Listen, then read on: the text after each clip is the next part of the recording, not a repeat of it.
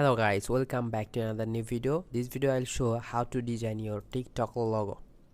So just click think of and click customize this template. So guys, keep watching this video and I show how to edit your custom profile, and keep watching this video.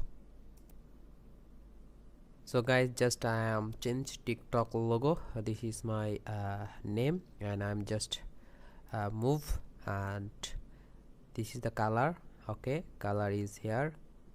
Okay, I'm still edit now. So guys, just I'm upload a TikTok logo. So guys, this profile is ready, so I'm just export, and this circle is the text, and text I will delete permanent, and this is the logo, and I'm just move side. Okay, and just not adjustment.